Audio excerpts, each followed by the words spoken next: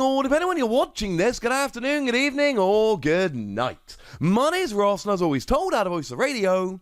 So today, we need to take a little bit of a look at some sets which are out of print. The lovely Stephen Kent, he of Playscape Games, and we like Playscape Games, cool dudes, has gone and told us about some sets which are currently not on the distributor reprint list. What that means is, and this is very important, it means that as it stands at the moment, we are not expecting reprints of these sets. It means that as it stands at the moment, you're not going to be ordering reprints of those sets. It does not mean that there is absolutely no chance whatsoever there will never ever be another print of this set. It means that as it stands at the moment, no reprints are expected, and shops are not able to order new print of that set. There are no new prints of that set. The new prints aren't coming. Technically, if Pokemon really wanted to, they could reprint any set they wanted to back to EX Ruby and Sapphire. The reason it's back to EX Ruby and Sapphire and not back to the base set is Ruby and Sapphire was the first Gen 3 set. That was when Pokemon, or Nintendo as was, but what has become the Pokemon Company International, took over the game from Wizards of the Coast. Now, if Pokemon want to reprint Wizards of the Coast stuff, we know it's technically possible. Look at those Jumbo promos, for instance, some of which are reprints of Wizards of the Coast era cards, the Gen 1 and Gen 2 ones, but it is, shall we say, not without legal and copyright issues. So Pokemon can reprint all the way back to EX Ruby and Sapphire if they want to, assuming they've still got the equipment and files, etc. they need to do so. I don't have access to that information. My point is that there are certain sets that Pokemon at the moment are not reprinting. And this makes a bunch of sense, because the next set, which is coming out very, very shortly, pre-releases are starting this weekend, is Evolving Skies. And Evolving Skies is a set that has both Rayquaza and the Evolutions. So yes, absolutely, Evolving Skies is going to be a phenomenally popular set, which Pokemon are going to want to make sure they've got spare capacity in their factories to reprint as much as is necessary. I think that is absolutely fair.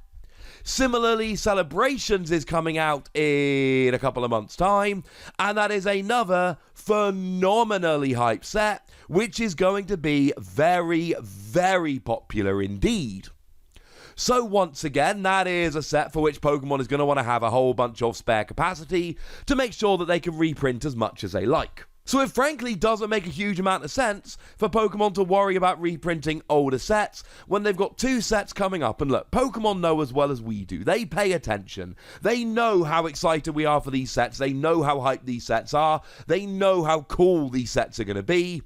Pokemon know they need the spare capacity. We know that Pokemon are watching. It's obvious they're watching because look at the kind of stuff they've been doing. Look at how much easier it is to pre-order Evolving Skies than it was to pre-order Battle Styles, when Battle Styles was a much worse set overall, at least in the opinion of both collectors, well, mostly collectors to be fair. Players, Battle Styles was really good for players, but Battle Styles was not as popular a set, I think is fair to say.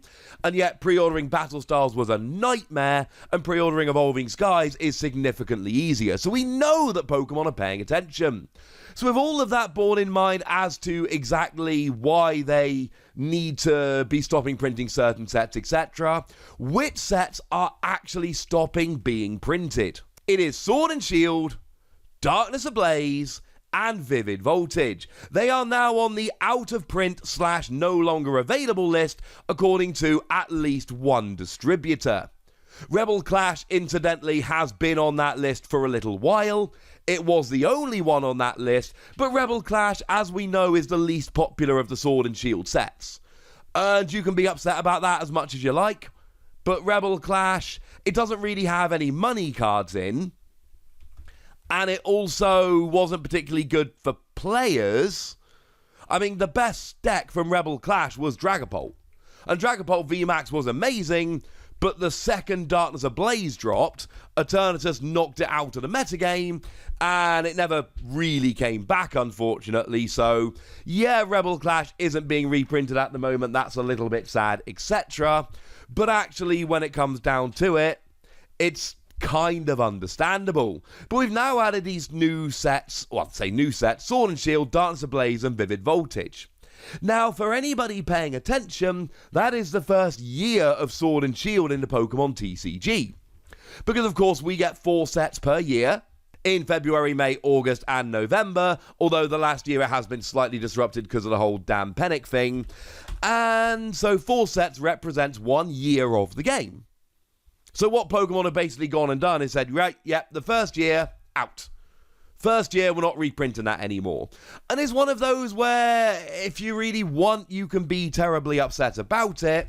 But the fact of the matter is, the first year is not exciting very much anymore. It's just not. Those sets have been out for a while, and the fact of the matter is that the majority of people that want to buy into those 4 sets have bought into those 4 sets. Now, like I say, Rebel Clash has been on this list for a little bit of a while, and frankly, Rebel Clash is not being missed.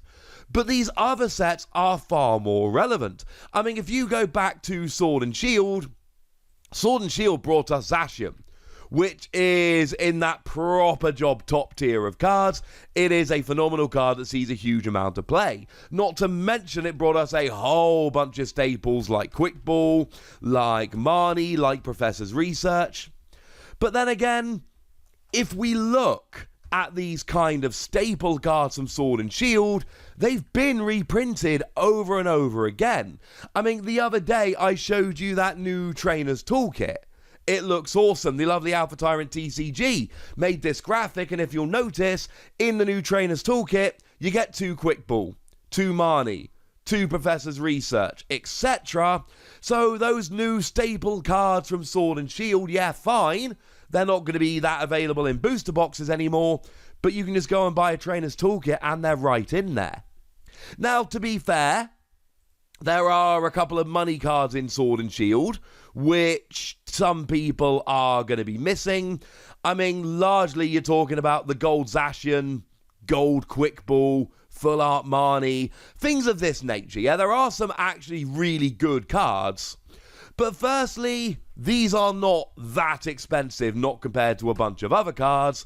And secondly, the set's been out for ages. Yeah? Evolving Skies is Sword and Shield 7. This is Sword and Shield 1. So 6 sets, 3 months per set, that represents a year and a half. If you really wanted to go and get those chase cards, you have had a year and a half to do so. Now, Darkness Ablaze is frankly not a great set for collectors. The card that everybody really wanted from Darkness Ablaze was Charizard VMAX, except the rainbow isn't in the set. So you're just looking for Charizard VMAX. That's it. That's the only version of it which is actually in the set proper. But having said that, Darkness Ablaze has actually been really, really good for players. Darkness Ablaze was one of those sets that had a huge impact on the metagame.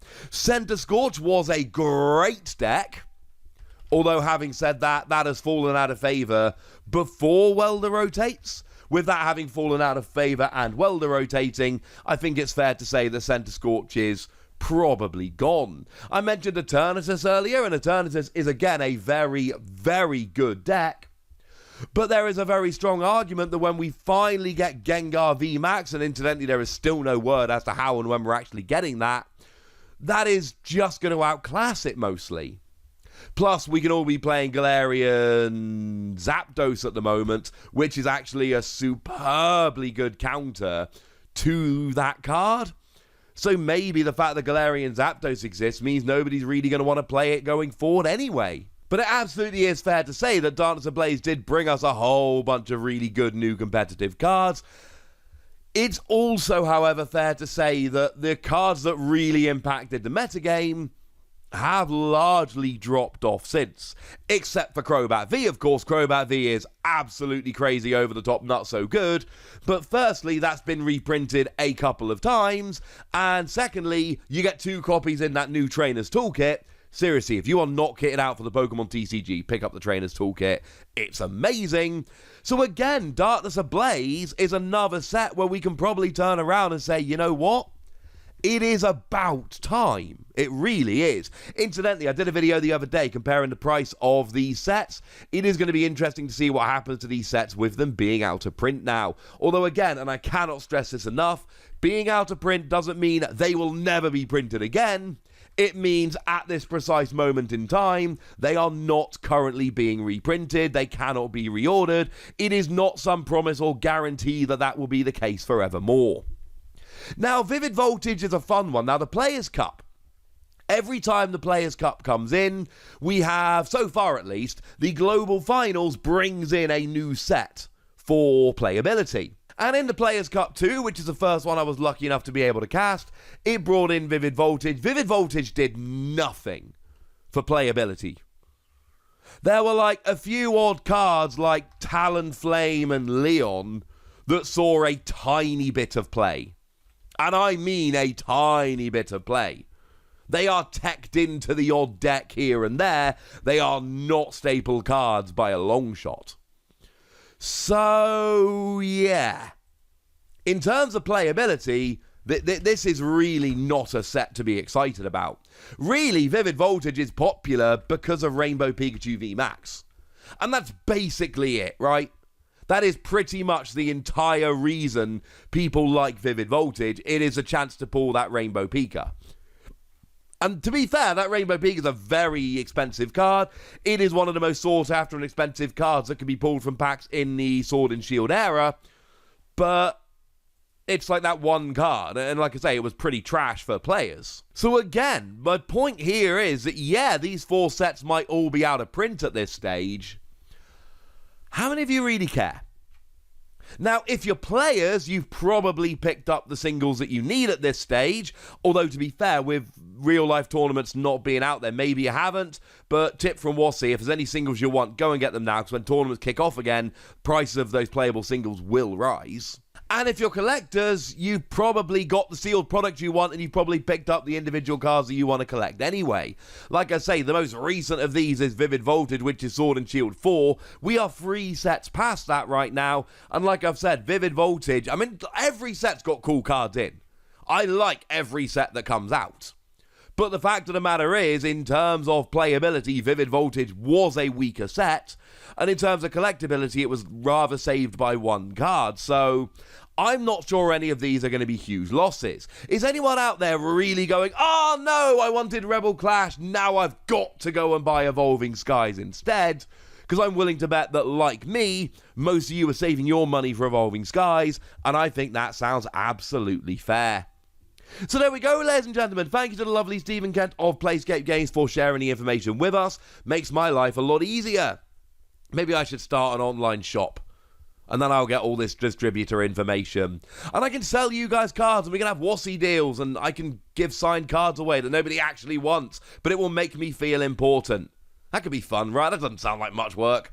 I don't know. That's something for me to think about. For now, I want you guys to tell me what you think about these sets being out of print, and if any of them are particularly upsetting to you. So go nuts in the comment section, but be nice! And then make sure you like this video, subscribe to this channel, follow me on Twitter at TheWassy, and Twitch for some live action at twitch.tv/PTCG Radio. If you want to support the channel, get some bonus podcasts and all that good stuff, head on over to patreon.com/PTCG Radio, where you can do exactly that. But by far the most important thing, as always, look after yourselves till next time, would ya? Thank you very much for watching. My name's Ross, and you've been watching PTCG Radio.